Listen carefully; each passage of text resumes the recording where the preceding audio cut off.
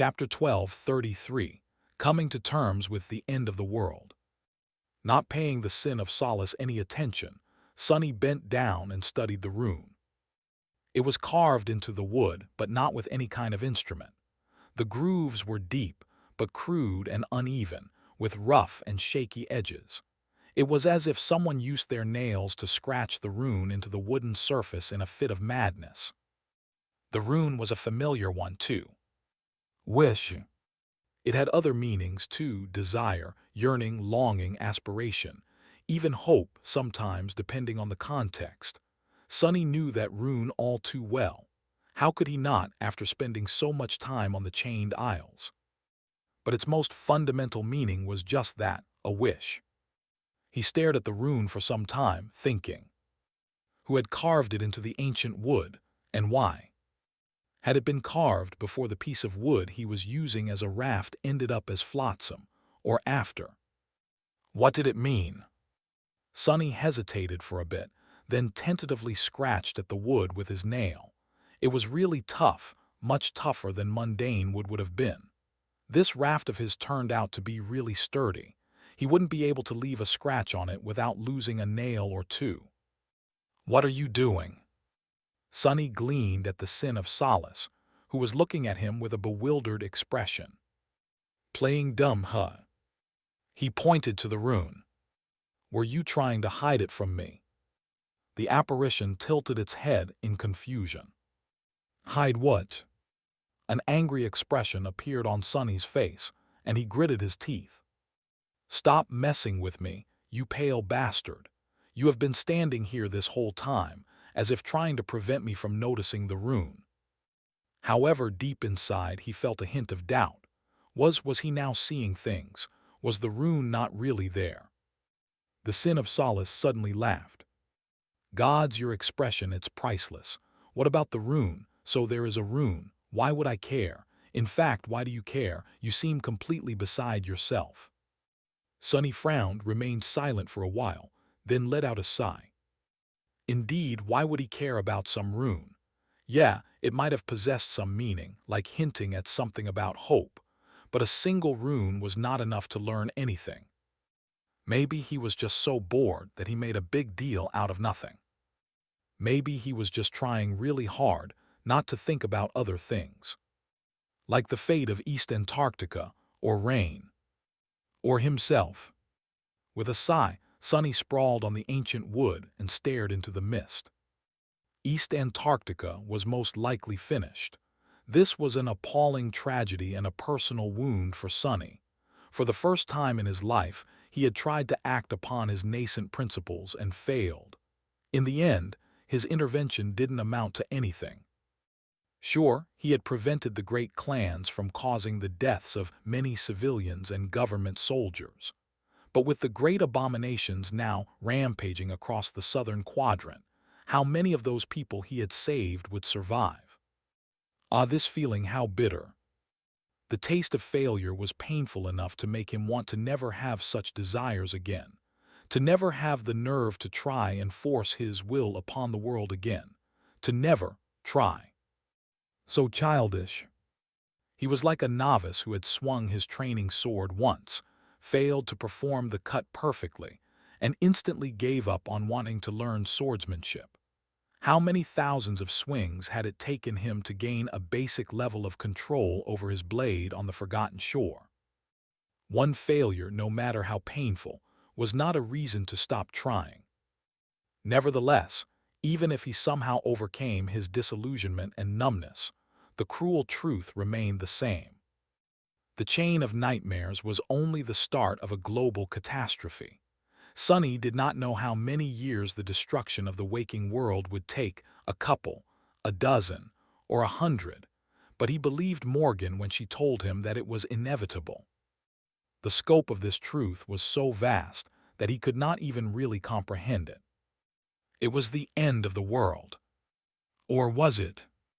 I'm stuck here in the third nightmare and may very well die. But Rain is out there in the waking world, which might be consumed by a global cataclysm at any moment. Sonny could not help but feel restless, disheartened, and afraid for his sister. At least Serpent is with her. It will protect her. Regardless of that, the revelation of the dire future forced him to look beyond his own experiences and motivations. Sonny had been struggling against many things ever since becoming an awakened. His personal indignation at becoming bonded with Nephi's, his desire to be stronger than her and escape the chains of fate, his animosity toward the great clans, and his ambition to see as many people as possible survive the chain of nightmares. All these matters were important and valid. But blinded by them, he never seriously considered the most fundamental and important conflict, mostly because it had always seemed too large and distant to have anything to do with a small and insignificant person like him. The nightmare spell, which was slowly consuming humanity. Now that he knew that the waking world had reached the point of no return, Sonny couldn't ignore the looming terror of it anymore. This is just infuriating. I can't believe that I ended up being the bigger fool out of the two of us. Back when Nephi's had told him that her goal was to destroy the spell, Sonny called her a lunatic, and he still believed that she was. Her desire was nothing but pure madness. However, as it turned out, the world they lived in was a world of madness. So it was Sonny, who just wanted to operate a memory store and live a peaceful life, who was misguided. In retrospect, maybe Neff's desire to conquer all the nightmares and destroy the spell was a bit insane, but Sonny's desire to just be free of it all and live carefree was pure lunacy. The only sane ones were probably the people who fell somewhere in between these two extremes. Like Effie, laying on a makeshift raft that was being pulled through boundless mist by a powerful current, Sonny suddenly burst out in laughter. I see now. Sin of Solace glanced at him with curiosity. What is it that you see, if you don't mind me asking? Sonny remained silent for a while. No, it's just that. I suddenly remembered an old conversation.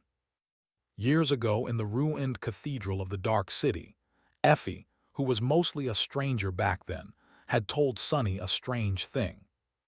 She had told him that the dream realm was not hell like everyone believed, but instead a paradise, a dark and cruel one, but a paradise nevertheless.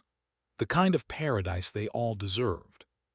He knew now that Effie felt that way because she had been trapped in a broken body and constrained to a wheelchair in the waking world, but received a chance to be healthy and vibrant in the dream realm.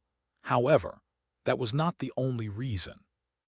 Effie also believed that the waking world was dying, not because of the spell, but because of what humans themselves had done to the ecosystem they needed to exist. It might have even died already if it wasn't for the awakened and the gifts they had received from the spell.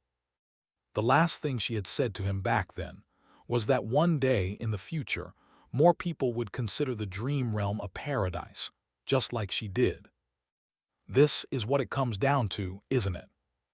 If Sonny tried to think realistically about the future, then the destruction of the waking world did not necessarily have to mean the destruction of humanity. Humanity was going to persevere, the small part of humanity that had access to the dream realm, to be more precise. There were hundreds of thousands of awakened in the world, a few hundred masters and a few dozen saints. But these numbers were going to swell soon. If the chain of nightmares was any indication, the nightmare spell was starting to run rampant once again. There was going to be an incredible amount of infected in the coming years, numerous new sleepers, numerous new awakened. There would be many more masters, too, and even many more saints. Even if the waking world was consumed, these people would be able to live on in the small part of the dream realm that had already been conquered by humanity.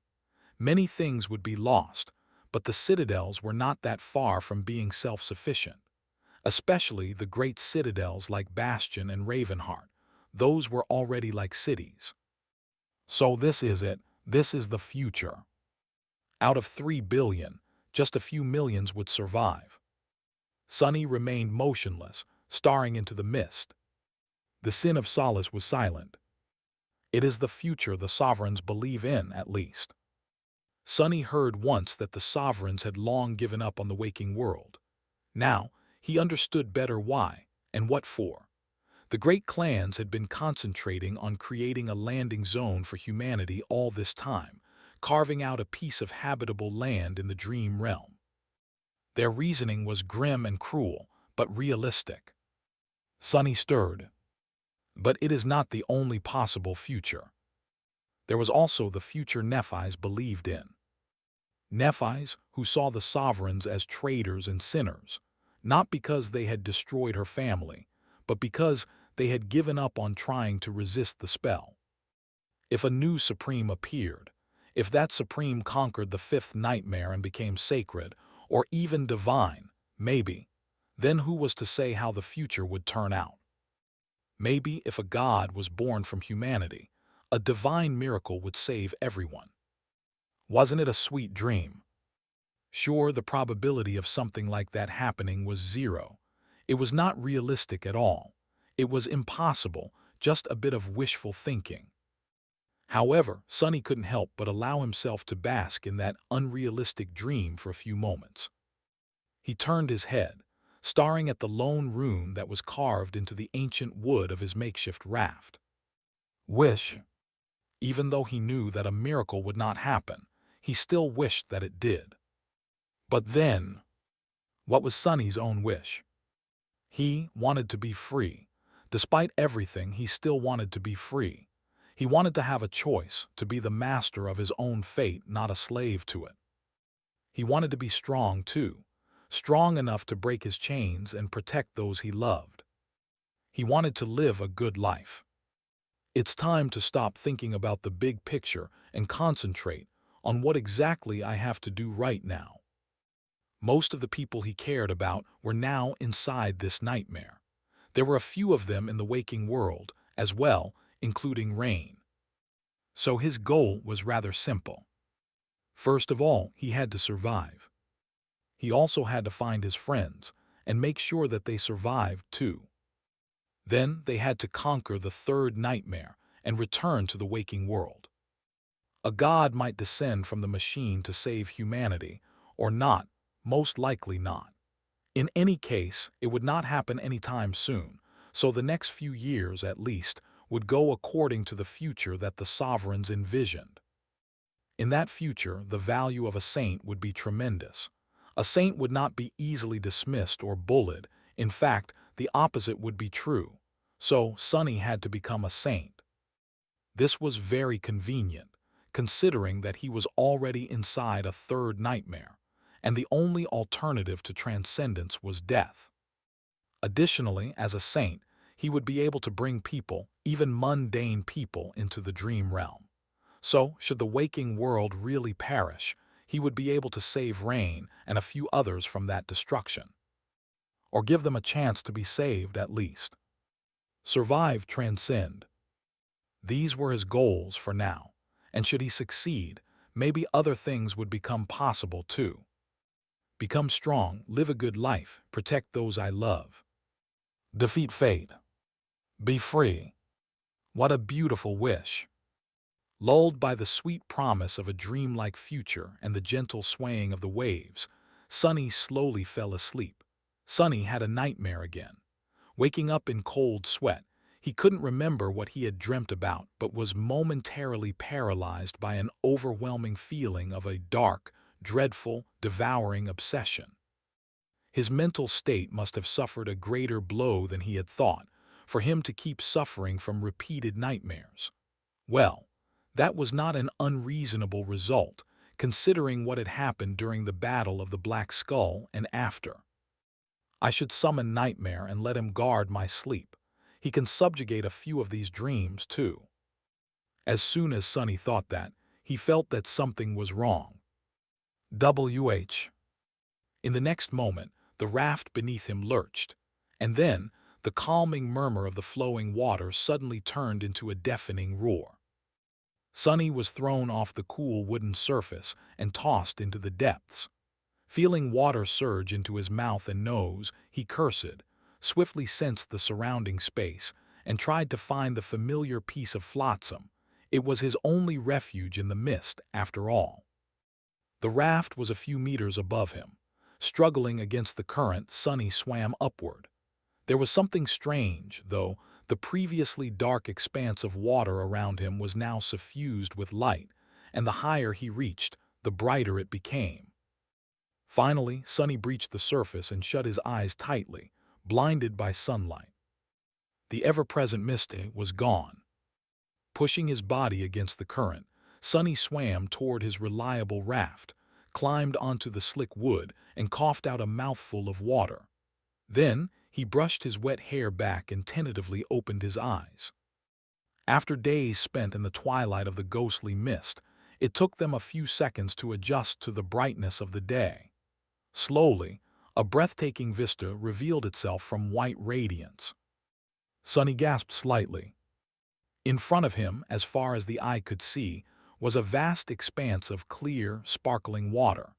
Gentle sunlight reflected from its surface, making the whole world seem as if it was littered with gemstones. High above, in the great firmament of the blue sky, 7 suns were shining with beautiful light. One sun was rising from the waters far away to his right, painting the sky and the flowing water with 1,000 shades of soft lilac. The colors of dawn slowly brightened, as they gradually turned into a vast expanse of vibrant blue right above Sunny. Far to his left, another sun was drowning in the blood-red water, turning the world into a conflagration of fiery crimson light. The eastern horizon was at dawn, and the western horizon was at dusk. However, it was the middle of the day where Sunny was. He stared at the incredible sight for a while, awed, then shifted slightly and looked back. Behind the raft, the world was exactly the same. There was nothing but water. No sign of the mist remained, as if it had never existed at all. Sunny sighed, then turned north again, or at least in the direction he chose to call north, considering that the only rising of the 7 suns was to his right. It was also the direction of the current that continued to carry his raft forward. He spent some time taking in the strange, wondrous landscape of the nightmare world. It reminds me of something. Sunny lingered for a few moments, wondering. Then he took a deep breath. The 7 radiant suns, the vast expanse of clear water, it reminded him of a soul sea. His own would have been similar if he had radiant soul cores instead of the lightless shadow cores. Of course, he only had 5 of those, and the dark waters of his soul were still and unmoving. His soul sea was also infinitely smaller. There were other differences, too. Still, the world in front of him seemed too eerily beautiful to be a mundane place. Which posed a question. Where the hell am I? There was no desert in sight. There was no black pyramid, either. All Sunny could see was the bright water and the 7 strange suns. It was a known fact that the sky, including the celestial bodies populating it, was not uniform across the different regions of the dream realm. Still, he was pretty sure that he had never been anywhere near a place like that. And there was definitely nothing like that within the nightmare desert. Sunny could reluctantly imagine that the spell had sent him into a past so distant that the desert was still the bottom of a sea. However, even that would not explain the strangeness of the vibrant sky above him. Just what kind of sea did we enter? There was the sound of splashing, and the Sin of Solace calmly walked across the surface of the water to stand atop the wooden raft again. He was perfectly dry and unbothered by the sudden change of scenery. There was a slight smile on his porcelain face. Quite a sight, isn't it? Sunny nodded silently, then suddenly looked intently at the spot where the apparition was standing. The pale wood was dark and wet with water. When the mist had mysteriously disappeared, the raft must have overturned, revealing its bottom side. And that underside was riddled with chaotic, manic lines. They were runes, thousands of them, all blending into one demented tapestry. But not only runes. Sunny recognized some of the crudely carved symbols, but others were entirely unfamiliar to him. With a shudder, he noticed that there were even the familiar letters of the human language. Translated by the spell, All the symbols were repeating the same words. Wish, wish, wish, be careful of wish, wish, be careful of what you wish for, wish for, wish for, wish for, wish, wish, wish, be careful of what you wish for, be careful of what you wish, wish for. Sunny froze.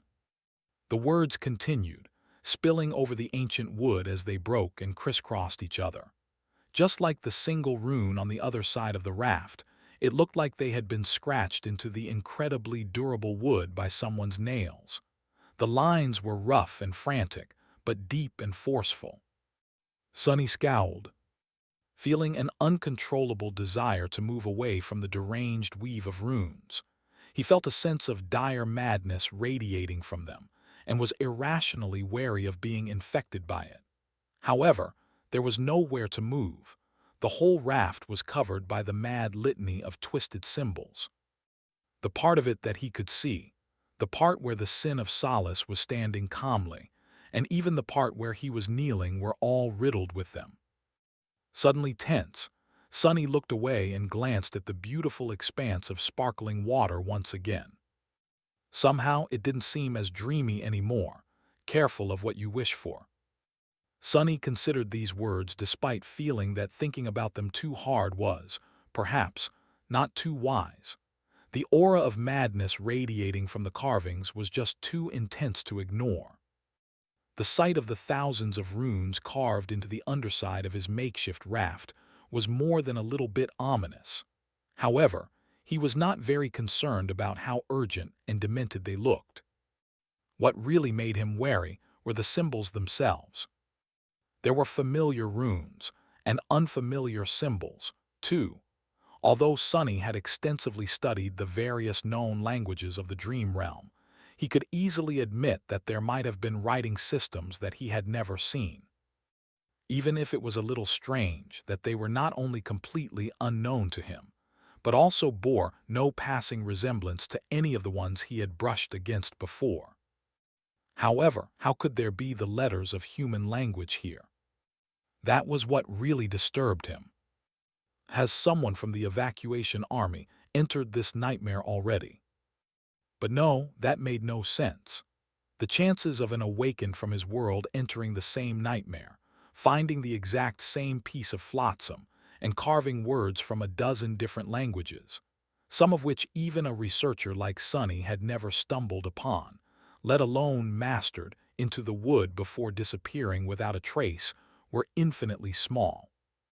Not to mention that the markings did not seem fresh. They seemed like they had been made a long, long time ago. So, what the hell was the meaning of this? In fact, what the hell was the meaning of this entire nightmare? There had been no vision of reverse time when Sunny entered it. There were apparently millions of challengers who had entered it before him. There was no desert, no pyramid. Instead, there were the seven suns and a seemingly boundless expanse of water that sparkled under their light. None of it made any sense at all. Even his shadows looked perplexed. With a quiet groan, Sunny rubbed his temples and glanced at the sin of solace. What do you think about all this? The pale apparition looked at him with a smile. I'm a part of you, so you should already be aware. No. Recognizing his own words, Sunny sighed and turned away. Bastard! The sin of solace laughed. Sunny remained motionless for a while, trying not to look at the runes. Then, he studied the seven suns for some time. There's a lot of weirdness going on, and there's a lot of things that I don't know. So, let's think about what I do know. He was floating on a piece of wood in the middle of a vast body of water. However, that body itself was strange. It was seemingly as large as an ocean, with no land in sight but composed of clear fresh water. All that water also seemed to be moving, flowing in a certain direction. Fresh water and a uniform current. If Sunny disregarded the unimaginable scope, then wouldn't that make this place a river? A river that was greater than the vastest of seas, but still a river. So, did he know of any rivers like that? Sunny shifted slightly. In fact, I do know about a river that was described as great. A river that existed outside of time and flowed endlessly from the future into the past, the Great River. It was mentioned in the description of the stifled scream. There was also a hint of a dreadful secret being hidden in its estuary. Coincidentally, or maybe not, an estuary of some sort was also mentioned in the description of the Shroud of Graceless Dusk. According to it, the Sibyls had reached the tomb of Ariel and embraced the estuary after the voices of the gods grew silent. That was how they had fallen. If the estuary that the Sibyls had embraced was the estuary of the great river, where a dreadful secret was hidden, then the great river and the tomb of Ariel were obviously connected. But how? Why would the spell send Sunny into the waters of the great river after touching one of the building blocks of the Black Pyramid? And if this was indeed the great river, then was he actually floating into the past right now? Sunny remained motionless for a while, staring at the sparkling water and the 7 radiant suns. "Ah, my head hurts." He was pretty certain that he was right, and this was indeed the great river that existed outside of time. That would explain why the vision of Ariel's tomb had been interrupted, and why he had not seen the usual reversal of time at the start of the nightmare. Probably. However, he still had no idea what being on the great river meant, and what the nightmare had to do with it. An uncomfortable thought suddenly appeared in his mind. I won't leave the nightmare in the past if I take too long to conquer it, right? It would be really awkward if the current of the great river took him so far into the past that he appeared in the prehistoric time of the waking world, where there were no nightmare creatures, but plenty of dinosaurs instead. Then again, this river was supposed to exist outside of time, so it was just as likely that, should he survive the nightmare, he would return to the waking world at the exact same moment that he had left it. Come to think of it, if this nightmare had a strange relationship with the flow of time, then it could possibly explain how 13 million challengers, way more than there were awakened in the waking world, had ended up inside of it. Maybe they had entered, and would enter the nightmare at various points in time before Sunny was alive, during his life, and long after he was dead. That was a very confusing and incredibly troublesome thought, though, because it meant that in all that time, none of them had managed to conquer the nightmare. Sunny shivered. I'm just guessing, though. I might be completely wrong about the whole thing. In fact, it's most likely that I am. He still needed more information. Although Sunny had a very good memory and could easily remember the descriptions mentioning the great river, he still decided to summon the runes and take another look at them. The shimmering symbols appeared in the air in front of him. Name Sunless. True name lost from light. Rank ascended. Class Tyrant. Shadow Cores 5/7. Shadow Fragments 1236/5000. Memory Silver Bell, Puppeteer's Shroud, Midnight Shard. He searched for the runes of the stifled scream, but then froze. A strange expression appeared on Sunny's face. And what? At the end of the long list of his memories, there was a string of runes that had not been there before. In the past, receiving a new memory had always been an important and memorable event for Sunny. After all, with his advantage in deciphering the secrets of their enchantments, memories were one of his most powerful tools. Sunny relied on his soul arsenal a lot. However, as time had gone by, the importance of the memories lessened to a large extent. Of course, he was still reliant on them, but these days, most of the rewards he received from the spell were either too weak for his level of power or inferior to something he already possessed. With rare exceptions, their worth lay mainly in expanding his repertoire of weaving and serving as fuel for the evolution of his shadows. So, getting a new memory was not as memorable an event as it had been before. Still, it was not to the extent that Sunny could forget receiving one. What the hell? He seemed to be saying this phrase a lot recently. Sonny was befuddled, but he couldn't deny what he saw. There was indeed a new string of runes at the end of the list of his memories, one that he neither recognized nor had ever seen before. He scowled, then threw a suspicious glance at the Sin of Solace. After hesitating for a while, Sonny chose not to say anything and turned his attention back to the runes. Not only had the new memory appeared out of nowhere, but its name also made him feel a deep sense of unease. The runes read, "Memory, Key of the Estuary." Sonny stared at it for a minute or two, disturbed. He had just been thinking about the tomb of Ariel, the great river, and its estuary, and now this. What did the name of the memory mean? Where did it come from? And more importantly, when did it appear? He had not killed anything or anyone after entering the nightmare. His shadows were within his soul sea. They couldn't have slain a nightmare creature either. Except for Soul's serpent. But if Rain had been attacked by an abomination and Serpent killed it while defending her, the spell should have still announced the kill and the acquisition of a memory to Sonny. Yet he had not heard its voice since entering the nightmare. Had it happened while he was asleep?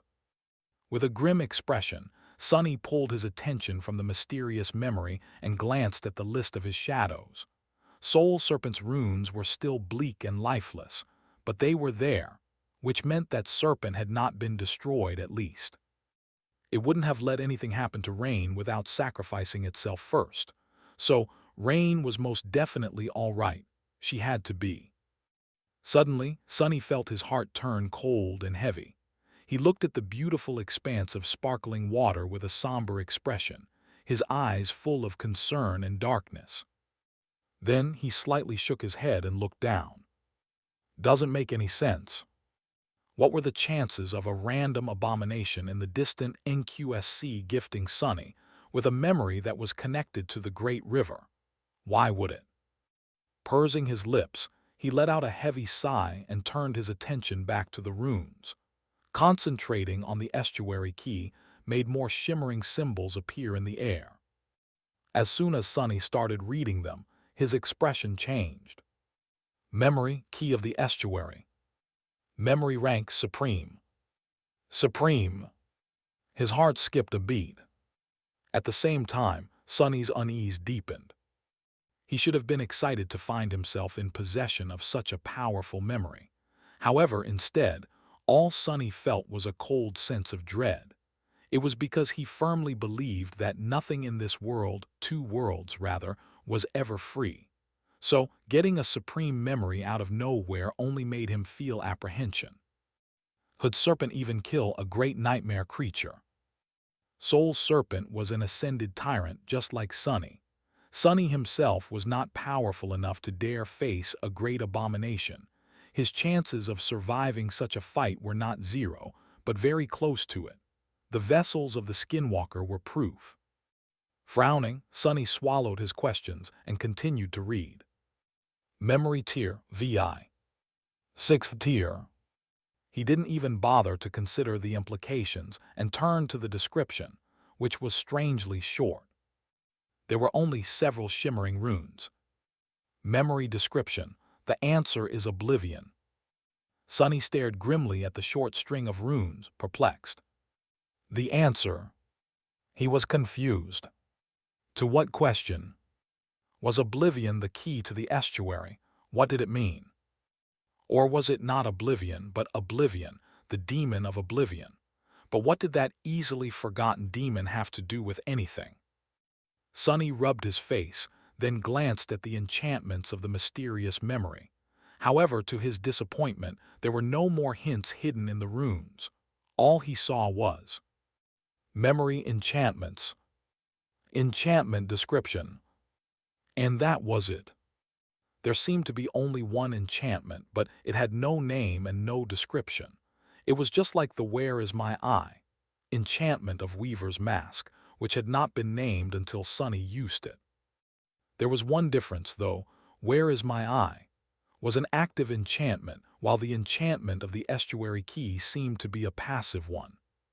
Sunny took a deep breath. So, what is the probability that Soul Serpent had killed a great terror while I slept, and that the memory received by me as a result has to do with the great river? That was the only logical explanation, and yet the logic of that explanation was highly questionable. He remained motionless for a while, then sighed and summoned the key of the estuary. Of course, it would have been more prudent to first study the mysterious memory in the Soul Sea. Yet, somehow, Sunny felt reluctant to touch it within his soul. Soon, countless sparks of darkness swarmed around his palm, and then slowly formed into a jagged piece of black stone. The jagged stone was utterly black and cool to the touch, reminding Sunny of the building blocks of the tomb of Ariel. There were no features to it, no runes or images carved into its surface. It was just a rough, palm-sized chunk of stone that seemed like something one would randomly pick up from the ground. Since the mysterious enchantment of the estuary key was a passive one, it was supposed to come into effect as soon as the memory was summoned. However, if it was doing something, Sunny couldn't tell. He did not feel any changes, neither in himself nor in the world. I feel like I'm going mad." He had been bombarded by more and more bizarre questions since the start of the nightmare, and none of them had any answers. There was also an answer that didn't seem to have a question. Even the sin of solace had become a bit weird. Uttering a quiet curse, Sunny concentrated and peered beneath the surface of the jagged black stone. Even if the enchantment had no name and no description, he could still study its weave himself. After all, by now, he had some knowledge of weaving, as well as the ability to intuitively feel the purpose of various weaves. Within the estuary key, there was a vast tapestry of ethereal strings. It was not the most complicated spellweave Sunny had ever seen. That would be the weave of Weaver's mask. But it was still incredibly complex and unimaginably intricate. An enchantment like that was hopelessly outside the scope of what he himself could create, at least. Sunny was stunned. However, he was not stunned by the intricacy or complexity. Instead, what paralyzed him were the strings themselves. Because, unlike the strings of soul essence that comprised the weaves of all memories created by the spell, these ones were not ethereally luminous and silvery white. Instead, they were lightless and dark. Like something Sunny himself would create, the strings of the memories created by the spell were made out of soul essence. At least Sunny was convinced that they were. They were strings of ethereal, silver light. The strings that Sunny himself weaved, however, were made out of shadow essence. Although they were a perfect substitute for the strings of light, they appeared entirely black. This was the reason why the weaves of the memories he modified were like a patchwork of light and darkness. The weave of the estuary key, however, had no light at all. Every string of its vast and intricate tapestry was black, as if created out of shadow essence. It was just like the siege souvenir that Sunny had made and used to kill Goliath. Sunny stared at the jagged piece of black stone, dumbfounded. What is the meaning of this? How could there be a memory such as this if he had not created it? Suddenly, there was cold sweat on his face. Have I lost a part of my memories? Oblivion, oblivion. The answer was oblivion. Sunny shifted, and his hand instinctively shot to the side, ready to grasp a weapon. The Sin of Solace observed his panic with an amused smile. A few seconds passed, then a few more.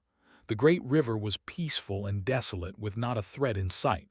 Slowly, Sunny allowed himself to relax. Even if I somehow lost some memories, that wouldn't explain this damned memory. Sunny was certain that he was not capable of creating a spellweave of such magnitude and complexity. He was nowhere near that level, as far as weaving was concerned. Much more importantly, he knew for a fact that he was not capable of killing a great terror to collect 6 supreme soul shards. Although, if this memory was an artificial one, the soul shards could have come from 6 great beasts instead. or 6 sovereigns. The Sin of Solace offered a suggestion with a mocking grin. Sonny flinched, then glared at the apparition. His face was even paler than usual. Ha ha, very funny. He was incapable of killing 6 great beasts either, or even one most likely. So what does it mean? Now he really felt as if he was losing his mind. A supreme memory of the 6th tier appeared in his soul out of nowhere, and on top of that, it seemed to have been made from shadow essence. It was just too bizarre. Sonny groaned, grabbed his head and froze for a few minutes, thinking. After a while, his agitation lessened a little. It can still be explained, even if the explanations are more than a little bit out there. First of all, the fact that the strings of the estuary keys weave were seemingly made out of shadow essence did not mean that it was Sonny who had created them. There could have been another shadow creature capable of weaving somewhere here. In fact, Sonny had never received a memory for killing a shadow creature. Who knew? Maybe all memories awarded for slaying shadows were like that. So, it was still possible that somewhere in the waking world, Serpent had slain a great terror that had been a shadow creature once, and Sonny received the reward, which just happened to be tied to the great river while asleep. Of course, it was extremely hard to believe that something like that had happened, but Sonny had been living with the fated attribute for many years now. If there was one thing he had learned, it was that he should never say never. All kinds of improbable coincidences were prone to happening to him. There were 2 other explanations as well. One of them was that Sonny had somehow vastly improved his mastery of weaving, procured 6 supreme soul shards, created the key of the estuary, and then forgotten all about it. In the process, none of his other runes had changed, either his class, number of shadow fragments, collection of memories, and the state of his shadows were all the same as they had been before entering the nightmare. Well, that was not exactly true. One thing about him had indeed changed, and to a frightening degree. It was the Sin of Solace. The spirit of the cursed sword was entirely different from how it had been before, but that was the only discrepancy. Nevertheless, the second explanation was even less believable than the first one. Too many things about it did not make any sense. The third explanation had to do with the great river and the nature of time.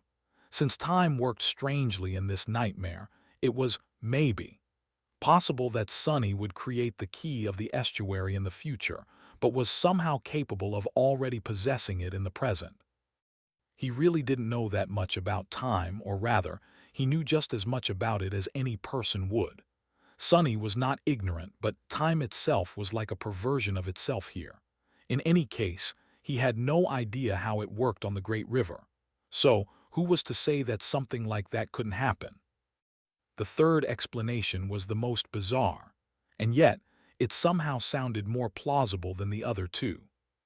Sonny dismissed the estuary key and silently stared at the vast expanse of flowing water in front of him.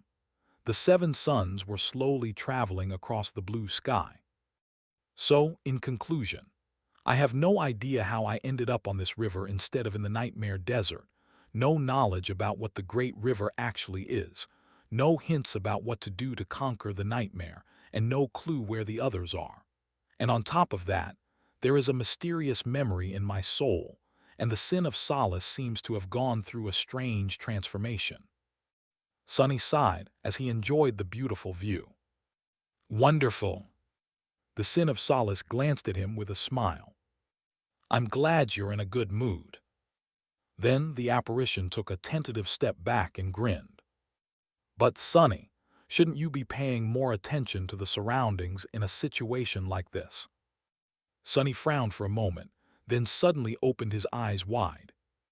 He had been distracted by the barrage of weird revelations, and lulled into a false sense of security by the beautiful tranquility of the great river.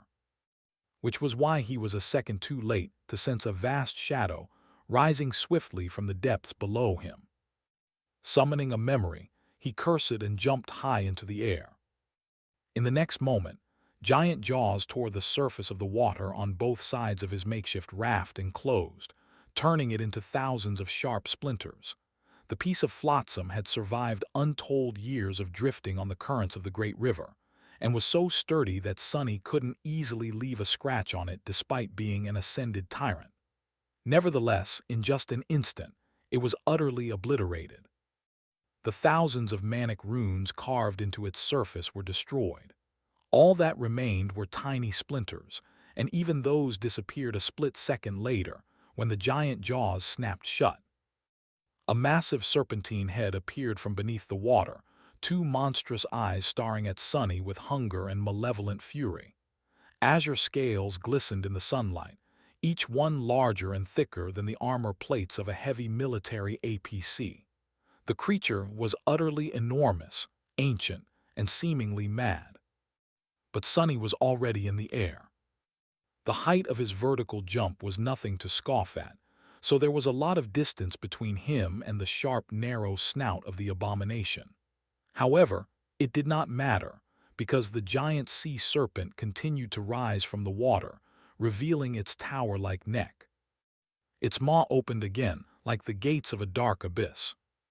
Another second later, it had already shot 24 meters into the sky, threatening to swallow Sonny whole. Curse it, why does such a huge monster even want to eat a tiny morsel like me? But then again, nightmare creatures were not really interested in human flesh. What they wanted were human souls, and as far as souls went, Sonny's was powerful and vast despite his modest size. Damn it! Sonny twisted in the air and kicked down. He was not trying to strike the sea serpent. Instead, he used one of its fangs as a trampoline to catapult himself even further up. The timing of this desperate maneuver had to be incredibly precise, and the tiniest mistake meant death, but he was nothing if not quick, especially when augmented by all 5 of his shadows. And if the bastard lost a tooth as a result, well, that would be even better. However, the sea serpent's fang did not break from Sonny's powerful kick. In fact, it was almost the opposite. If not for bone weave, Sonny's leg might have snapped. The giant fang seemed utterly indestructible, like a monolith made of pristine crystal jade. Wincing in pain, Sonny shot higher into the sky, and the creature followed. The serpent's long body continued to rise from the water, revealing its terrifying size and length. Just from the small part that could be seen, he judged that the abomination was at least a couple 100 meters in length. It was a true leviathan. Gods! Sonny was not sure that he could escape high enough to save himself from the sea monster, or rather, the river monster. Even worse, he had nowhere to land. All around them there was nothing but water. He looked at the approaching maw in despair. And then, the memory he had summoned finally manifested itself into reality. It was not the sin of solace, nor was it any other weapon. Instead, it was a long and narrow needle forged out of black metal, with golden wire wrapped around one of its ends. The heavenly burden.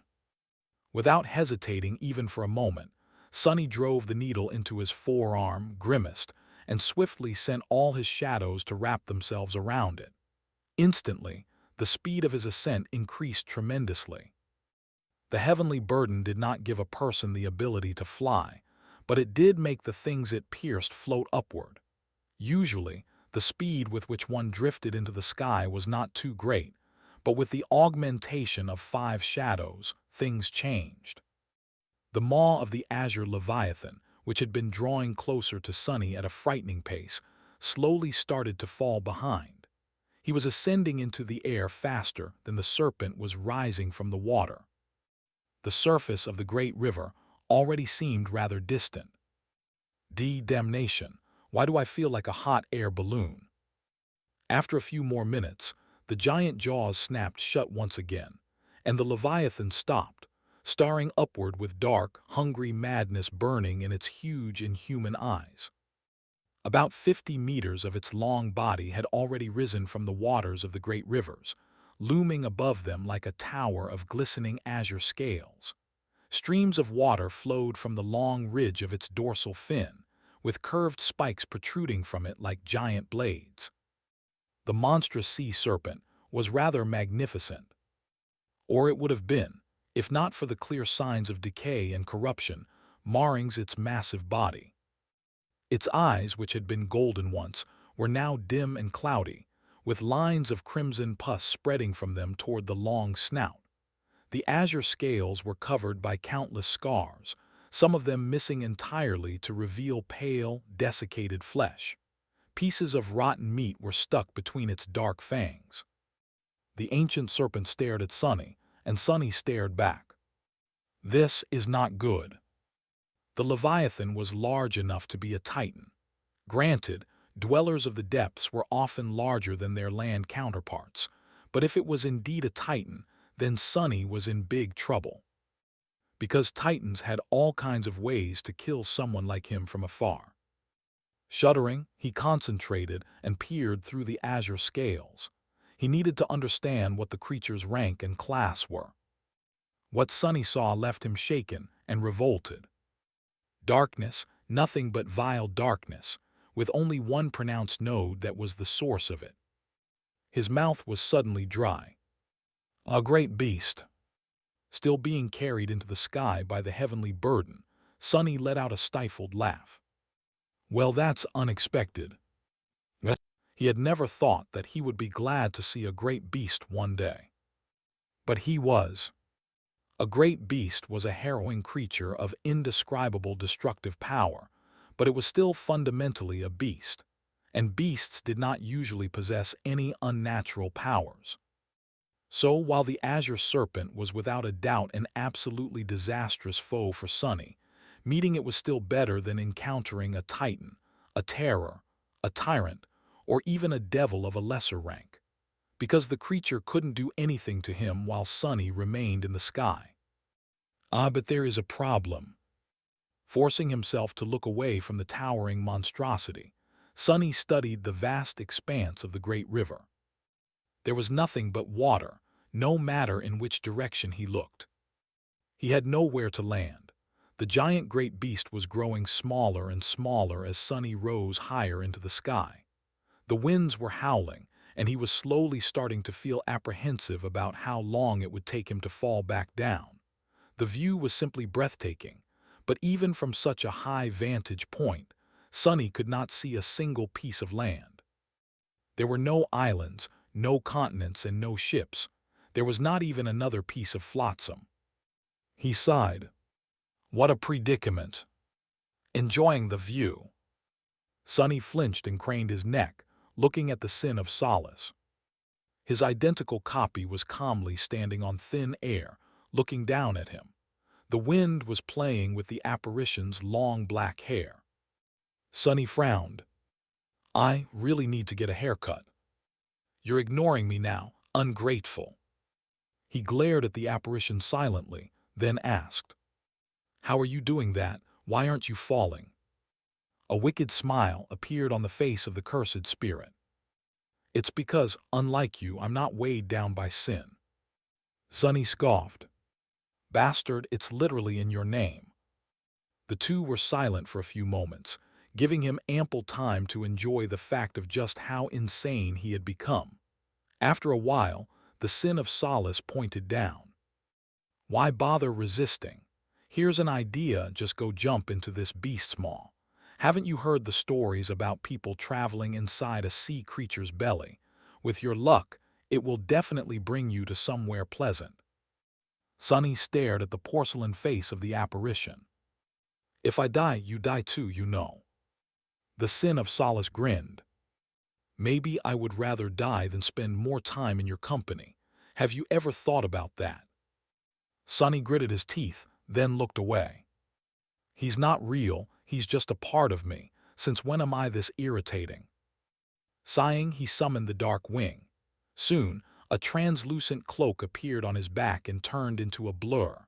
The shadows moved, flowing from the heavenly burden to cover it in darkness.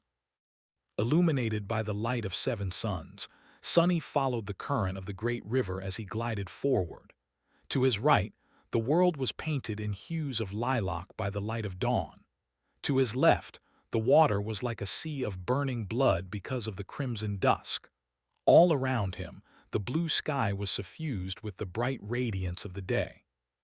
The Sin of Solace calmly walked across that sky, following him. His hands were clasped behind his back.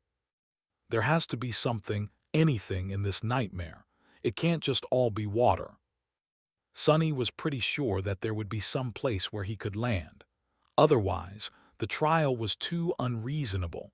Anyone without memories like the Essence Pearl and the Nimble Catch would be doomed. The spell was not an executioner. Of course, with his luck, he might have been sent thousands of kilometers away from the nearest piece of land. That would not be the first time Sonny found himself on the receiving end of truly terrible fortune. There was only one way to find out. Well, actually, there were a couple. He could try surviving the Where Is My Eye enchantment for the third time, and he would if there was no other way. The giant sea monster below followed Sonny with its cloudy eyes and then dove back into the water. However, its vast shadow remained, moving slowly just below the surface. It was keeping pace with the flying human. Sonny's expression grew bleak. Not willing to let go, huh? Did he offend the serpent's ancestors in his past life? Time went by. The sea serpent continued to follow Sonny, raising its head above the water from time to throw a chilling look in his direction. At some point, Sonny removed the black needle from his forearm and allowed himself to glide down for a while. There was a great beast waiting for him in the river, and if there was one below, there could easily be one above. Being attacked by a flying abomination was the last thing Sonny wanted to happen, but if it did happen, he wanted to at least have the opportunity to dive back into the water and try his luck in the depths. Maybe the two abominations would fight with each other instead. This was why he dared neither rise too high above the water, nor get too low. Sonny felt tense, somber, and a bit exasperated. No, really, what kind of messed up situation is this? He had turned into a blimp. After gliding down for a while, he winced and pushed the black needle back into his forearm. And so it continued. The great beast stubbornly followed, always staying precisely below Sonny. The hours slowly went by. Sometimes he would rise and sometimes he would descend. The heavenly burden continued to poke small holes in his skin, which then immediately healed thanks to the living stone trait of the shell. Sonny grew angry. Then he grew depressed. Then he grew bored. Eventually, he started to enjoy the feeling of flying through this beautiful world of radiant sunlight and shining water. A small smile appeared on his face. There was a great abomination waiting to gobble Sonny up, and yet he felt strangely peaceful. How many people out there dreamed of being able to fly? Maybe I did lose my mind. He was happy that the Sin of Solace, at least, was keeping his mouth shut. The 7 suns slowly moved across the sky. Eventually, the dawn to his right dissipated, giving way to night. The 7th sun rose above the water and crawled west across the firmament, followed by a spreading darkness. The sun to his left drowned in the crimson water and disappeared, soon followed by another. One by one, all 7 suns disappeared beyond the western horizon, and the sky became completely black. There was no moon and no stars. However, soon after absolute darkness consumed the world, the waters of the great river themselves began to emanate a soft, shimmering radiance. Sonny held his breath, stunned by the sublime beauty of this dark, luminous world. The whole boundless expanse of the great river was now suffused with faint but beautiful light. It was as though the 7 suns were now somewhere far below, the soft echo of their light barely reaching the world through the unfathomable mass of water. How pretty! Sonny stared at the softly shining expanse of water for a while. Then, his expression turned dull. If there was one flaw to this ethereally beautiful scene, it was the dark shape beneath the surface of the flowing water. and the two giant eyes staring at him with hunger and madness.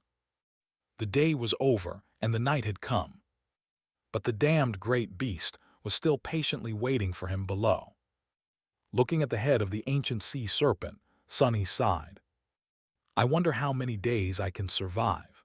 Sunny glided through the dark sky above the luminous expanse of softly shining water. The wind was caressing his skin, and tranquil silence ruled the world. If not for the need to pierce himself with the sharp needle over and over again, he would have found the situation relaxing. Of course, there was also the monstrous sea serpent that patiently pursued him, staring at the perfectly black canvas of the night sky with cloudy eyes. He also had to constantly remain on high alert. There was no telling what else could attack him from above. After a while, Sunny let out a sigh. How tiresome! He was starting to miss the days of plummeting into the sky below. At least he had the dead mimic to sit on back then. Now, there was nowhere for him to rest. Sunny continued to fly forward, surrounded by nothing except empty air. He had the sin of Solace with him instead of Mordred, too. It was really hard to tell which one of them was worse company. What have you lost? I strongly protest against this comparison. The apparition glanced at him with contempt, then looked away. Sunny sighed again. Yeah, you are way more handsome than that guy. Sorry, I went too far. The sin of Solace scoffed, and they continued forward in silence. After a long while, the faint radiance of the flowing water grew a little dimmer. The eastern horizon brightened, and then the first of the suns appeared from below in a crown of lilac hues. A new day was starting. The soft light suffusing the great river slowly dissipated, and the 7 suns appeared from below the water one after another. Soon, the western horizon was once again wreathed in the crimson flames of dusk. Everywhere else it was bright day. Sunny stared at the great beast below him with resentment. He was tempted to summon Morgan's warbow and start turning the ancient serpent into a pincushion. Even if the might of his arrows was not enough to pierce the azure scales of the creature, he was sure that they would at least irritate it. Why should Sunny be the only one feeling endless frustration? However, doing so was only going to consume his essence. He wasn't willing to waste it needlessly in a situation where it was impossible to tell what would happen next. Gritting his teeth, Sunny steeled his will and continued flying above the water. An hour went by, then one more. Actually, Sunny had no idea if those were really hours. The 7 suns shining above the great river were too bizarre and unreliable to use them for measuring the time. He just guessed how much of it had passed based on intuition, but he could have easily been wrong. In any case, more time flowed past him. Or was it Sunny who was flowing through time? Questions like this were driving him mad. I am really starting to. Sunny suddenly froze and looked at a certain spot on the great river. There, a great distance away, a black dot had finally appeared atop the sparkling water. His heart skipped a beat. Land! He lingered for a moment, then glanced at the long shadow hiding beneath the surface of the water right below him. Then, he changed the direction of his flight slightly and sped up, hopping to reach the black dot as soon as possible. There was no guarantee that finding a place to land would save him from the great abomination, but maybe he would be able to rest at least. The wind whistled in Sunny's ears as he glided along the current of the great river, moving, perhaps, further into the past. Slowly, the dot grew larger, and he was able to see a few details of what it was. In front of him, still some distance away, was a dark island. The island was not very large, no more than a kilometer across, and consisted entirely of black, weathered rock. It had steep slopes, with deep grooves and twisting fissures running through them. There were vast patches of green moss scattered across the surface of the island, as well as towering outcroppings of something that resembled tarnished silver. The glistening edges were sharp and jagged. Sunny felt a bit of hope. The island was not large, but it was large enough to pose an obstacle for the sea monster. If the abomination wanted to follow Sunny to the surface, it would have to leave the water entirely, and fighting on land would be very advantageous to Sunny. Maybe the ancient serpent would not climb out of the river at all. But even if it did, it would be out of its element. With Sunny, Saint, Nightmare, Imp, and the Five Shadows, maybe they stood a chance of driving the creature away or even killing it. The sin of Solace must have grown much stronger as well. After all, the hideous truth, enchantment of the Jade Blade promised immense power to those who succumbed to its madness. And judging by how real the sword wraith seemed, Sunny had met quite a lot of the requirements. Plus, Sunny could find clues about the nature of the nightmare on the island. Right now, he was suffering the most from the lack of information. Knowledge was the origin of power, so he couldn't miss a chance to acquire some. Let's hope that the old snake is not going to follow me to land. Sunny removed the heavenly burden from his arm and started slowly descending in the direction of the dark island. The closer he got to it, the more details he could make out. The steep slopes of the island were craggy, with their lower parts encased in silver. There were numerous barnacles growing on the tarnished metal, with waves of water foaming as they splashed against them from time to time. There were also massive chains rising from the water and disappearing in the fissures higher up the slopes. Sunny frowned. The island was very strange. That was a given. However, there was something about that strangeness that made him feel uneasy. The monstrous serpent, too, seemed to have grown wary as they drew closer to the weathered hill of dark rock. Sunny's eyes suddenly narrowed. Could it be? He hesitated for a few moments, and then tried to peer through the surface of the island. A split second later, Sunny cursed and hurriedly drove the heavenly needle back into his skin. In the next moment, the island quaked and moved as a titanic head slowly rose from beneath the waves to stare at the ancient sea serpent with a giant, unmoving eye. What Sunny saw beneath the weathered black rock was an ocean of vile darkness, and two nodes from where the corruption had spread throughout the whole enormous creature. The entire island was simply the carapace of a colossal great monster. Sunny stared at the colossal reptilian head that had risen from below the waves. There were streams of water flowing down from it like roaring waterfalls, and brands of tarnished silver encasing it like armor. The monster's eyes were like murky lakes, and its massive beak was like the ram of an oceanic battleship. Of course, there was no vessel in the waking world that could compare with the destructive power of that beak. The thing that Sunny had assumed to be an island was, in fact, the shell of a giant, monstrous black turtle. He froze, stunned by the sheer size of the great monster. And I thought that sea snake was enormous. The sea serpent that had been following Sunny was, indeed, quite large. It was easily larger than the fallen Titan Goliath, whom Sunny had killed during the siege of Falcon Scott. However, the creature's body was still only a couple 100 meters long. The monstrous turtle, meanwhile, spanned more than a kilometer.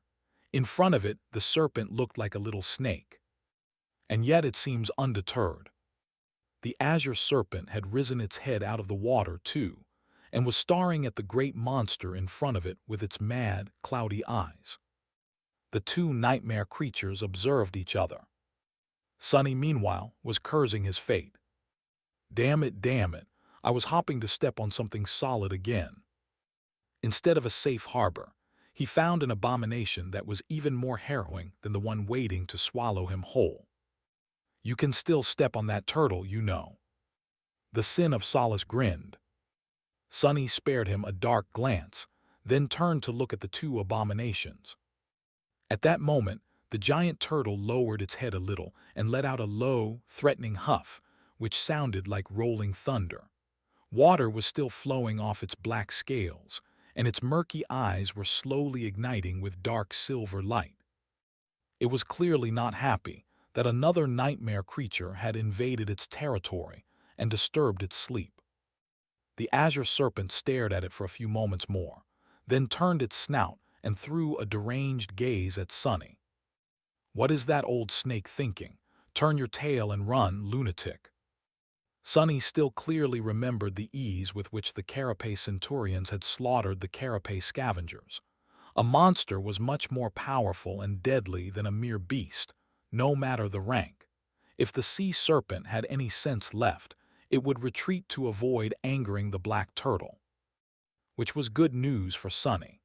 Even though he had not managed to find shelter from the abomination on the shell of the great monster could still rid him of the dreadful pursuer.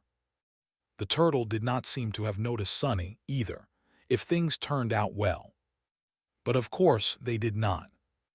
Despite being much smaller than the great monster in front of it, and presumably much weaker, the azure serpent let out a mad roar and dove into the water, swimming toward the colossal turtle with stunning speed. The giant blades protruding from its back cut the surface of the river and left a trail of white foam in their wake. Sunny was a little startled. "Does it want to eat me that bad?" The monstrous armored turtle, however, was unfazed. Its giant flippers moved, and it propelled itself forward with surprising speed. Its beak opened, and an indescribable sound exploded from its maw, making the world shake. The calm surface of the great river suddenly turned chaotic and tumultuous, as if in the middle of a raging hurricane. Giant whirlpools formed, powerful enough to swallow alloy vessels whole. Sunny was almost thrown from the sky by the violent force of the abomination's battle cry. "Arg!" The azure serpent and the black turtle clashed below him, and a tremendous fountain of water suddenly shot into the air. The turtle was much more powerful and deadly. But the serpent was faster. It nimbly evaded the harrowing beak and opened its maw, trying to sink its fangs into the gargantuan scales of the enemy's neck. However, the dreadful fangs simply slid off the tarnished silver encasing it. Sunny lingered for a few moments, awed by the cataclysmic fury of the clash between two great abominations. The forces being unleashed below him were probably enough to erase an entire siege capital from the face of the world. Shuddering, he imagined what would happen if two such creatures appeared in NQSC. Would the largest city of humanity survive such a catastrophe? It probably would, if barely. The sovereigns might have abandoned Antarctica, but they were bound to do something if the seat of their power came under threat. Bastion and Ravenheart were important, yes, but the northern quadrant was still the heartland of humanity. At least that was what Sunny wanted to believe. What am I thinking about?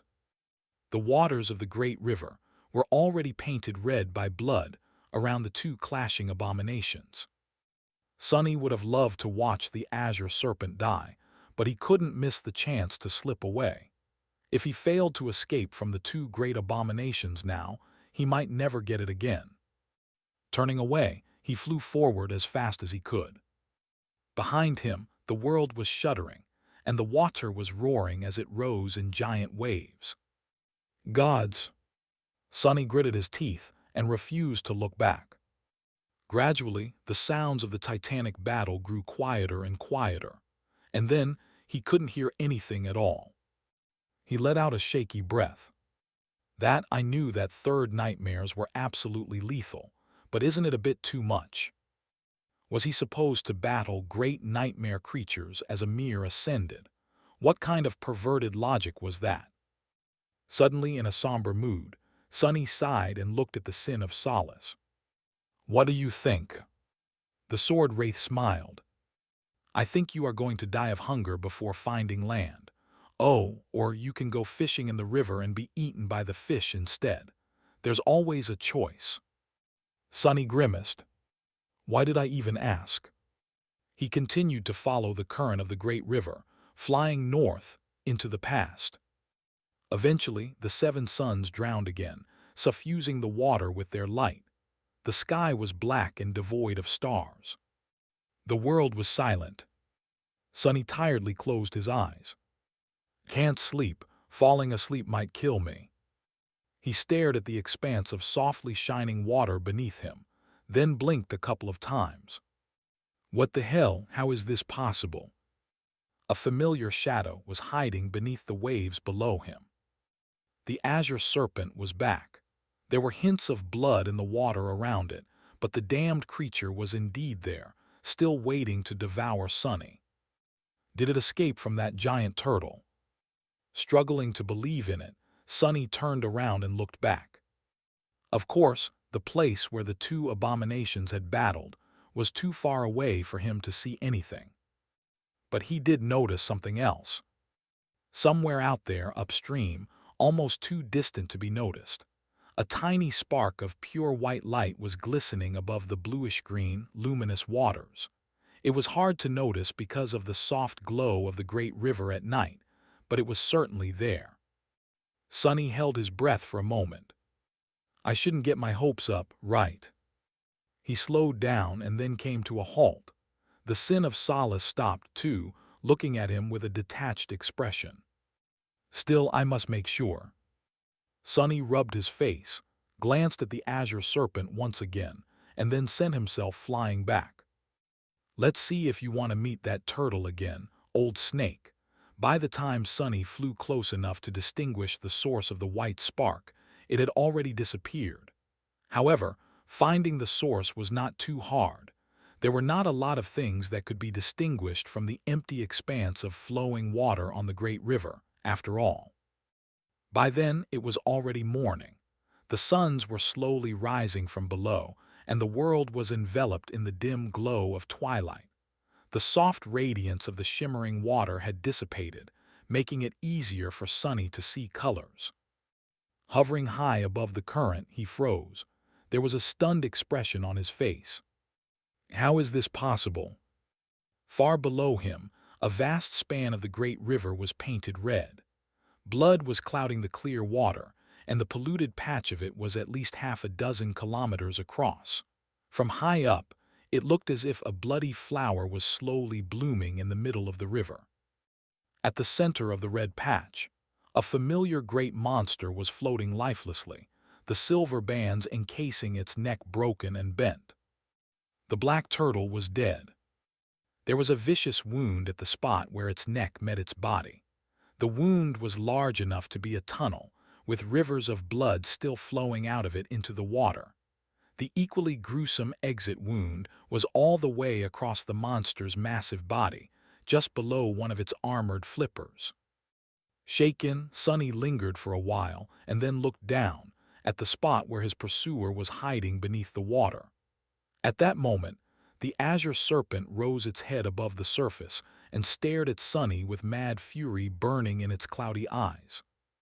The great beast looked battered and maimed, with several huge chunks of flesh missing from its long neck, but it was undeniably alive.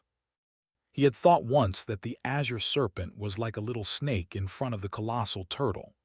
But from the looks of it, that little snake had managed to burrow into the body of the larger monster, tear it from the inside, and escape back into the river to catch up to Sunny. The old snake must be a queen king of beasts. It actually took down a monster. He was slightly impressed. But mostly, he was disturbed. Being pursued by a great beast was already bad enough, but now that he knew that the azure serpent was a fearsome existence among the creatures of its class, the situation seemed even worse. Damnation!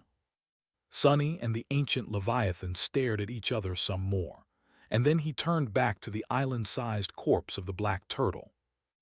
In any case, now that he saw the result of the battle between the two great abominations, he had to admit that the source of the white spark had to be hidden somewhere on the dead turtle's shell. There was simply no other place anywhere around that could have produced it. Sunny observed the carcass of the great monster for a while, not daring to descend yet. After thinking for a while, he summoned Morgan's warbow and made a black arrow appear on its string. Then he ordered one of his shadows to wrap itself around the arrow, drew the string, and released it. The arrow shot through the air and struck the green moss covering the monster's shell. Piercing the layer of soft moss, it then hit the weathered black rock and splintered without leaving even a scratch on its surface. The arrow was destroyed, but the shadow had already been transported on the dark island. The gloomy guy looked around, shivered, and then glanced at the sky with a resigned expression. His resentful gaze seemed to deal damage directly to Sunny's conscience.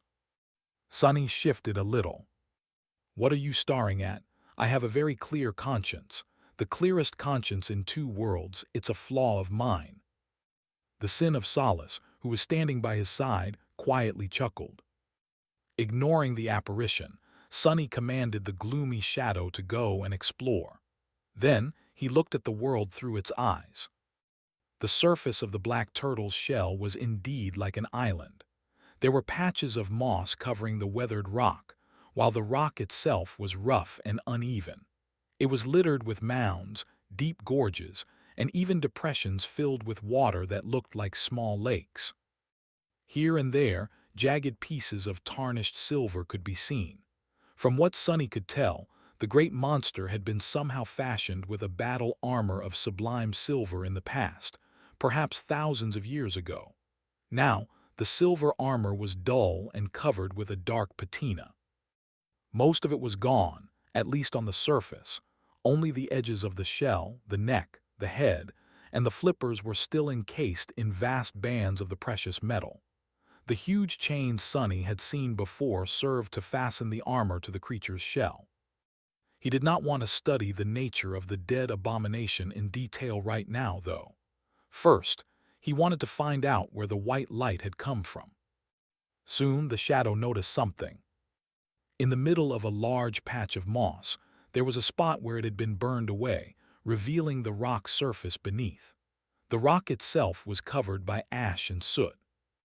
Most importantly, there was a palm print in the ash, a human palm print. Sunny's heart suddenly started to beat faster. The gloomy shadow seemed excited too. It sped up, gliding across the dark island, and diving into the deep fissures in the rock shell from time to time. And after diving into one of the more shallow gorges, it saw something that made it freeze. Out there in the shade of the fissure, leaning her back on the uneven black rock, a young woman with silver hair was sitting on the ground. Her black clothes were singed and torn, and there was a wild look in her striking gray eyes. She was holding a piece of strange-looking roasted meat in her hands, sinking her teeth into it with a determined expression.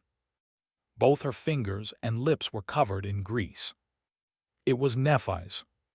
As Sunny and the gloomy shadow were staring at her in stunned silence, she suddenly shifted, raised her head and looked directly at the shadow. Her eyes widened a little. Forgetting to chew, Neph lingered for a moment, and then awkwardly waved at the shadow with a greasy hand. "It's actually her." Sunny did not want to admit it, but he was incredibly excited. A small smile appeared on his face, and he let out a long sigh. Far below, his shadow waved back at Nephi's. He was happy, and not only because it was Neph whom he had found. Sunny was also happy to find anyone at all after days spent in solitude. He was starting to fear that the strangeness of the great river was much more dire than he had thought, and that he was actually sent into an entirely different nightmare, or perhaps epic, than the other members of the cohort. In fact, he had been suppressing the gnawing fear of being the only human in this flowing world. Thank the gods. Under the watchful gaze of the azure serpent, Sunny retrieved the heavenly burden and glided down in a wide spiral. He was still wary of the great abomination, but had no choice except to land. It was a good thing, too. After spending 2 days drifting through the empty sky, he longed to stand on something solid again. The small puncture wound left behind by the black needle was completely healed by the time Sunny reached the stone shell of the dead behemoth. To his relief, the ancient serpent did not follow him onto the island. It stayed in the water, staring at the tiny human with hungry madness. Luckily, looks could not kill. Well, at least this great beast's gaze could not kill. There were all kinds of nightmare creatures and aspects out there, though. As soon as the soles of his shoes touched the weathered rock, Sunny let out a satisfied sigh. Then he dismissed the dark wing, bent down to grab the edge of the fissure in front of him, and jumped down. A few moments later, Sunny landed in front of Nephi's. The gloomy shadow slid off the wall and attached itself to his feet. The two of them stared at each other for a bit. Then Sunny grinned. "That smells delicious. Where did you get fresh meat?" Nephi's tilted her head and blinked. A few minutes later, Sunny and Nephi's were sitting opposite each other inside the narrow fissure, finishing the last of the meat she had roasted. The covetous coffer was standing nearby in the form of an alloy chest, its lid open. There was not much food inside by now, but there was still some salt and spices left. With the help of seasoning, the meat tasted sublime. Not that it was easy to chew. Sunny's teeth were incredibly tenacious due to bone weave, and yet he had to augment himself with a few shadows just to take a bite. And yet, he was thankful for that meat. Without Neph making a fire to roast it, he might not have found her so soon, or even ever at all. "It really tastes amazing." Finished with his portion, Sunny glanced at his greasy hands with a bit of regret, and then carefully licked his fingers. Then he looked at Nephi's and smiled. "Hey, did we really just eat the meat of a great monster?" How had his life turned out this way? It was a bit too ridiculous. She nodded and brought the endless spring to her lips, drinking greedily. "Yeah, I carved it myself, after the sea serpent left." Hearing this, Sunny shifted awkwardly. As it turned out, Nephi's had been on the shell of the black turtle the whole time. At first, she had appeared within the mist, just like Sunny, but after the mist dissipated, she found herself standing on the surface of the dark island, with no one else in sight. Neph had felt that something was very wrong almost instantly, but it took her a few hours to realize that the rocky island beneath her feet was actually the carapace of a titanic abomination. Then, she slowly explored the shell of the black turtle while trying her best not to awaken the great monster from its slumber. On the second day, the sea serpent had suddenly attacked, waking the turtle up and initiating a harrowing battle. Nephi's had no choice but to hide in one of the fissures and hold on for dear life while being battered, doused with water, and tossed around. The pressure and the shockwaves of the furious battle between two great abominations almost killed her. That was why her clothes were in such a sorry state. Eventually, though, the serpent managed to burrow into the turtle's flesh and kill it from the inside. After killing the monster, it left. At that point, Nephi's recovered a little, then dove down into the water to carve out some meat to satiate her hunger, as well as quench her thirst. Sunny coughed awkwardly. "About that, I'm sorry." She raised an eyebrow, looking at him in confusion. "Sorry, why?" He scratched the back of his head. "Well, I also entered the nightmare within the mist, only I was still in the water once it dissipated on a piece of flotsam, and there was this serpent trying to eat me. So I escaped into the sky and flew downstream for a while with the serpent following. Eventually, I stumbled on this turtle, and therefore so did the sea snake. You know the rest." A strange expression appeared on Neph's face. She stared at him silently, making Sunny let out a nervous laugh. "Actually, I was right above you, high in the sky, when they started fighting. We almost missed each other. Luckily, I noticed your flames from afar the next night and came back." He lingered for a moment and then smiled. "So it all ended well. Now we are both stuck here." Then the smile froze on his face. Sunny remained motionless for a bit, then looked away and cleared his throat. "Oh, by the way, that sea serpent. Yeah, I might have accidentally let it back here again. It's currently circling the turtle. Did I say that I was sorry?" Nephi stared at him for a while, then lowered her head and covered her face with a palm.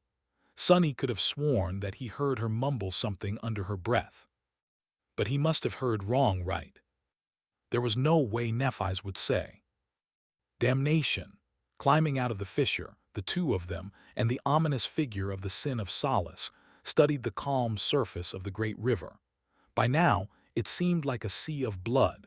The patch of red water surrounding the dead behemoth was growing larger as it was slowly washed away. Just then, an ominous shadow moved through the blood, and a giant, cloudy eye rose from the red liquid to stare at them with hatred and burning malice. Sunny shivered and felt the desire to take a step back. Nephi's remained unmoved. After a while, she spoke in a somber tone. "Is strong." He sighed. "It is a great beast. Of course it's strong." At that moment, the sin of Solace smiled. As they escaped the suffocating gaze of the azure serpent by jumping back into the fissure, the sword wraith spoke. "But isn't it just a great beast? Where is your fighting spirit, Sonny? Go, kill it like you always do." Sonny threw an irritated glance at him and thought, "Shut the hell up." The apparition laughed. "Why, can't I make a joke? Of course, a pathetic waste of a divine aspect like you has no hope of surviving a fight with this creature." It grinned and added, "That is why it's funny." Sonny frowned and glared at the sin of Solace, then started to think of a response. However, at that moment, Neff's voice distracted him from the conversation. "Sonny, who are you talking to?" Startled, he flinched slightly and turned to her. His face grew slightly more pale than usual. You heard that. I spoke it aloud." She lingered for a moment, then nodded. Sonny let out a small laugh and scratched his head, feigning embarrassment. In truth, he was a little frightened. It seems that the effect of the sin of Solace on his mind was not as tame as he had thought. "Damn it. That my primary weapon memory has a peculiar enchantment. Basically, it's a voice that doesn't miss a chance to explain how wrong everything I do is. Right? Something like that." Nephi stared at him for a while, and then a hint of a smile appeared on her face. "Oh." Sonny frowned. "Wait, why are you smiling? It's very annoying." She simply shook her head. "It's nothing. I was just suddenly reminded of an old fairy tale I once heard." He gave her a dubious look. "Really? What is that fairy tale about?" Nephi's pondered for a bit, as if trying to recall, then said with uncertainty, "It is about a mischievous doll who ran away from home. Every time the doll lied, his nose would grow bigger. And there was a cricket who followed the wooden boy around, trying to explain what is right and what is wrong to him." Sonny blinked a couple of times, perplexed. What kind of weird story was that? And why would a doll be alive? Was it actually an echo, or a nightmare creature? He frowned. "That's one strange fairy tale. I do see why you would remember it, though, not that I have any problems with the length of my nose. So, how does it end?" Nephi's thought for a while. "I guess the doll learns how to be a good boy and returns home with the cricket. That is not the original ending, though." Sonny felt a little better about himself after hearing that. Curious, he raised an eyebrow and asked, "Yeah, what happens to the doll in the original then?" She sat down and shrugged with an indifferent expression. "He kills the cricket with a hammer, then gets hanged from a tree and dies." Sonny's eyes twitched. "What the hell?" Lowering himself to the ground, he scoffed. "That doesn't even make sense. Isn't that doll made of wood? Why would he die after being hanged from a tree? Ridiculous. Not to mention that a talking wooden doll would have been at least a demon. There's no way a demon would die from being hanged." He looked at Nephi's and abruptly realized how ridiculous that conversation was. Sonny cleared his throat and then added, "Anyway, that memory of mine has grown stronger once we entered the nightmare. I have a couple of ideas why, but am not certain yet. So, that peculiar enchantment has become more annoying too. I guess what I am trying to say is, don't mind me." However, he couldn't help but glance at the sin of Solace and add with a bit of venom in his voice, "As for the fairy tale, now that we established that the doll wouldn't have died from hanging, I must admit, I wouldn't mind smashing that annoying cricket with a hammer and watching it die." The apparition mockingly raised an eyebrow. Neff, meanwhile, frowned slightly and asked, "Why do you keep looking to the side when talking about that enchantment?" Sunny froze. "Well, that at first there was only a voice, but now there's an illusory figure following me too. In fact, it looks exactly like me and uses my own voice to berate me. It's fine, though, just annoying." Nephis remained silent before asking in an even tone, "So there are two Sunnies here right now?" Sunny grimaced, then nodded with a bit of reluctance. "In a sense, one is just a foul-mouthed hallucination, though." Neff stared at him for a while with a funny expression. Then she tilted her head slightly and stared at him some more.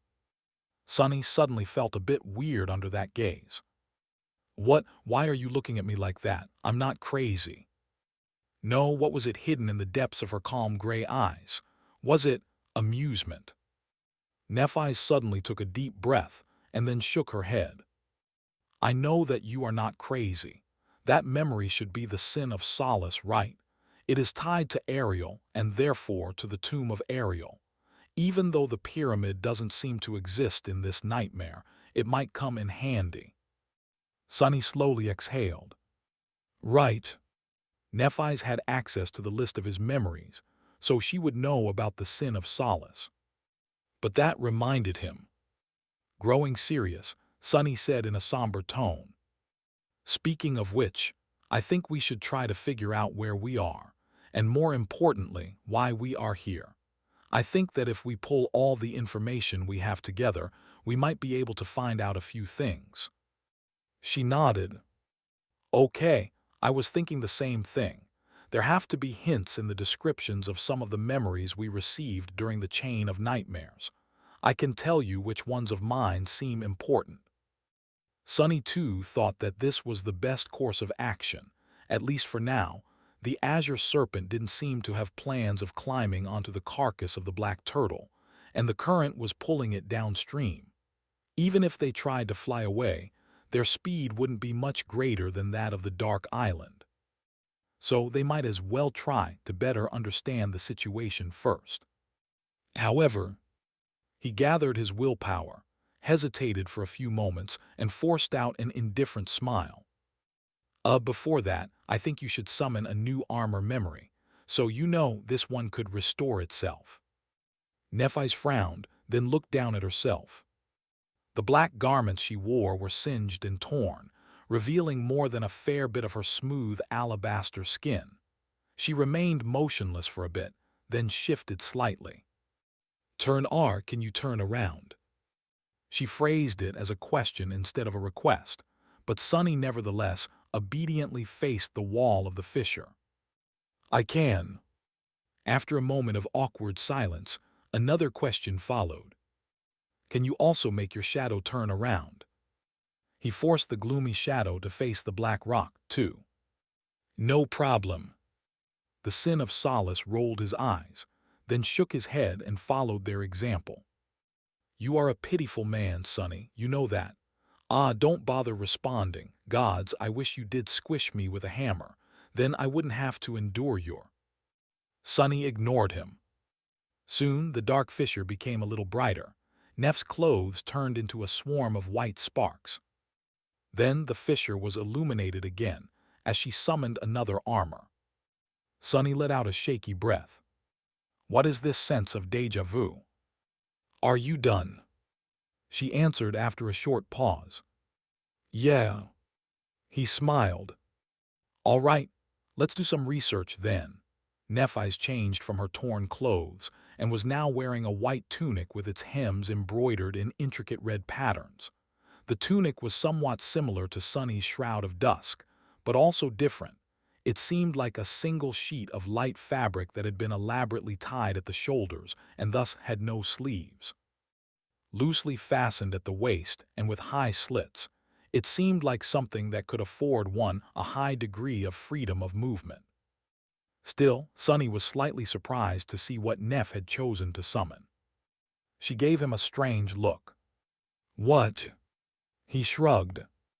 "I just imagined that you would select a suit of steel armor, or at least something that offers more protection.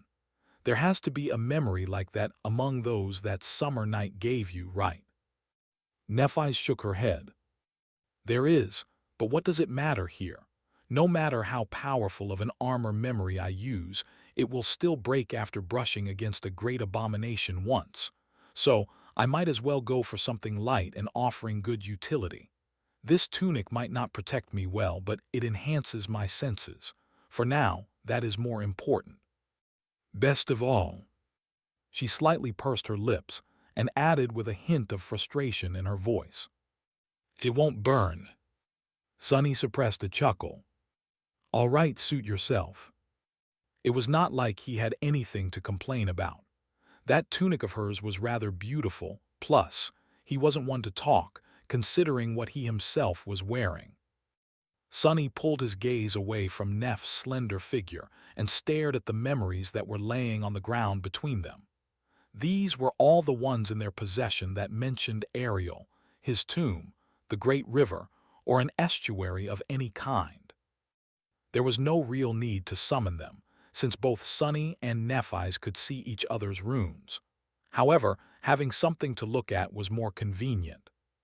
They were a beautifully engraved chalice of white stone full of black liquid, a hand mirror of dark silver that gave off an ominous feeling, a graceful giant with a long and slender blade of pristine white jade, a necklace of engraved black metal that resembled a collar, an elegant mallet with a hammerhead made of perfectly black stone, and a dagger made of cloudy steel with a handle that was wrapped in black leather. The bitter cusp, the mirror of truth, the sin of solace, the stifled scream, the dark shaper, and the falling ash. The last two came from Nephi's, while all the other ones came from Sonny. He had spent more time in Antarctica, after all, and received more memories from the abominations of the chain of nightmares. There was also the shroud of graceless dusk, but Sonny did not feel like undressing, although it might have been only fair for him to do so. Never mind. He studied the memories for a while, sometimes glancing at the shimmering runes in front of him. Eventually, Sonny said, before we try to draw any conclusions, let's go over what we already know first. Nephi's nodded. Sonny took a deep breath. First of all, there was a demon called Ariel, the demon of dread. The tomb of Ariel stands somewhere in the Nightmare Desert. However, it is not a tomb where Ariel is buried. Rather, it is a tomb that he built. He remained silent for a moment, then continued. The seven of us entered a seed of nightmare that seemed to have originated from the tomb of Ariel. However, instead of being transported into the past of the Nightmare Desert, we somehow ended up in the middle of a strange and boundless river. It was not certain that the great river was boundless. Sonny had not tried to reach its seemingly unattainable shores yet, after all. However, it was definitely incredibly vast. He frowned. That river seems to be the Great River, which is said to exist outside of time and flow endlessly from the future into the past, whatever that means. The Great River is connected to the tomb of Ariel somehow, but we don't know how exactly. After finishing, Sonny lingered a bit and then asked, anything you want to add? Nephi's nodded. The nightmare we entered is an abnormal one. The vision of the reverse time was interrupted. Additionally, there are supposed to be millions of challengers within it.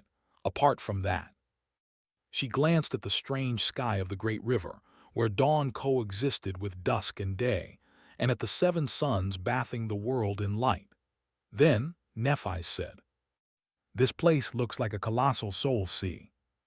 Sonny's eyes glistened. Right, that was what I thought as well. He sighed, and then picked up the dagger forged out of cloudy steel, the falling ash.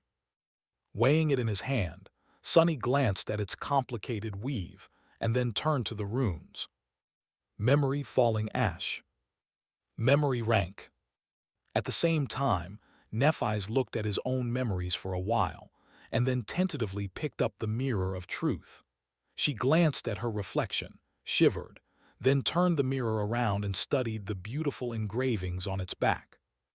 Her eyes darted from side to side, most likely reading the runes that described the meeting between Weaver and Ariel. After a few moments, a contemplative expression appeared on Neff's face. "This one is interesting. I think it is important. It can help us understand the nature and purpose of the tomb of Ariel. However, it doesn't tell us anything about the great river." She put the mirror of truth aside and reached out for the bitter cusp. "This one is connected to the sin of Solace and the falling ash, I think." Sonny nodded as he read the description of the ashen dagger. The runes read, "Ariel built a beautiful palace of jade for the queen, and there she held her court. A great bridge of stone led to the jade palace, covered in snow and ash. Soon, the news of the queen's beauty and wisdom spread across the realms, and many guests came to witness her grace. Not all of them survived the snow, and even fewer survived the ash. Still, more and more came." He frowned. The description of the sin of Solace told of a beautiful monster that Ariel had made a queen and gifted with the sinister knowledge of hideous truth. The description of the bitter cusp told the eerie story of a group of guests that came to the Jade Court with ill intentions. And this one told about how Ariel had built the Jade Court, the Jade Palace, for the Jade Queen. None of that information was particularly useful for them now, except maybe for the fact that Ariel seemed fond of building things. However, Sonny glanced at Nephi's and showed her the dagger. "That Jade Palace, doesn't it sound like Ravenheart?" Ravenheart, the great citadel of Clan Song, was situated among snowy peaks and raging volcanoes. Snow and ash were always falling there, and more than that, one had to cross an enormous stone bridge to reach it. The description of the Jade Palace was too similar. Neff looked at the falling ash, then her eyes glinted a little. "It does." Sonny was a bit stunned. He had learned some time ago that the citadels of the great clans were left behind by the 7 demons, and were thus very important to the sovereigns. So were the Ivory Tower, which had once belonged to Hope, and the Hollow Mountains, where Nether's citadel still remained undiscovered. That was why Valor and Song had been racing to conquer the tomb of Ariel. But if the citadel left behind by Ariel was actually Ravenheart, then which demon was tied to the Black Pyramid? Who could be more connected to the tomb of Ariel than its builder? Feeling confused, Sonny shook his head and tried to concentrate on the task at hand. Right now, they had to learn about the Great River the most, because that was where they were stuck. Putting the falling ash back, he picked up the dark shaper, which looked like an elegant mallet with its head made of perfectly black stone. In fact, that black stone looked very familiar. Sonny studied the weave of the black mallet, then glanced at its runes. A few moments later, his eyes widened. Thanks for watching. Please subscribe and like the video and comment down if anything wrong in the story. And if have any suggestion to a new novel or want next part of any series, comment down. Our target is to get 1K subscriber. There will be surprise for all of you. Stay tuned.